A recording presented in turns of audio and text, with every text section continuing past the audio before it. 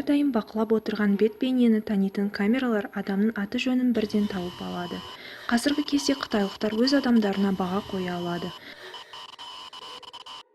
700 ұпай бағасы жақсы деп есептеледі, ал 500 болса жоқ. Әзірге бұл сандар банктік несиелік рейтингтің түрі болып табылады. Бұл әркімнің ақша жұмсайтын әдетін есепке алады. Менің ойымша, рейтингтің болуы жақсы нәрсе. Қоғамда ережелер болуы керек. Бұл бізді өзімізді жақсы ұстауға итермелейді. Бұл қорқынышты болып көрінуі мүмкін, бірақ біз дәл осында үйреніп қалдық, және де бізде бәрібір таңдау жоқ. Бүкіл субъектілерін бақылауда ұстау үшін Пекин 2020 жылы бұл жүйені дамытуға жаңа қадам жасайды. Банктер мен жеке компаниялармен және мемлекетпен бірге деректерді жинап, жүйе өз азаматтарды жақсы немесе жаман деп бағалайтын болады. Бүкіл мүмкін болатын деректерді, яғни басқаша Big Data-ны қолдана отырып, жүйе қоғамды саналы қалпына келтіруде маңызды рөл атқаратын болады.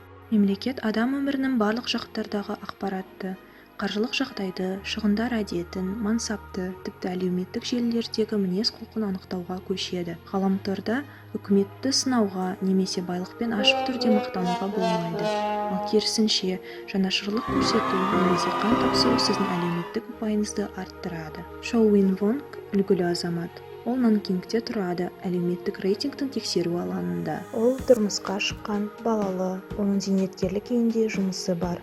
Қарыздары жоқ, және ол жол ережелерін бұзуды мүлдем армандамайды. Мен жақсы азамат ретінде жол ережелерін құрметтеймін.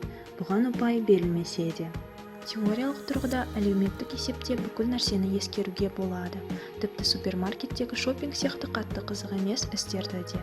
Шоу Уин Вонг электронды төлем жасаған кезде оны сатып алған заттары мемлекетке ол туралы көп ақпарат жеткізеді. Темекіні сатып алу ұпайын Ал төмендетеді. жаяулықшылар керісінше оның ұқыпты дана екенін көрсетеді. Сыра болса алкоголизмді көрсетуі Одан мүмкін. су сатып алғаны дұрыс. Миллион халқы бар бұл пилоттық қалада 80 мың үлгілі азаматтар ғана тұрады.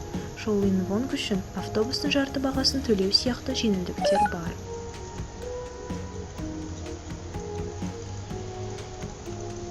Мен барлық мемлекеттік қызметтерге жеңілдіктер аламын. Менің ұпайымның арқасында мұражайлар мен кітапханалар мен үшін ақысыз.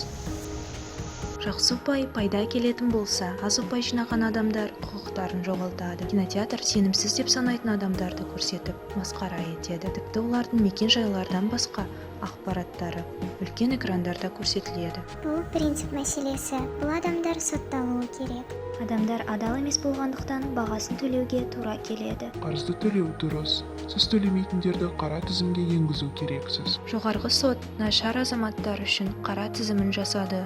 Бұл рейтингтері 0-ге дейін төмендегендердің тізімі. Бұл тізімде компаниялармен бірге 23 миллион адам бар. Олардың арасында осы журналист Юху да бар.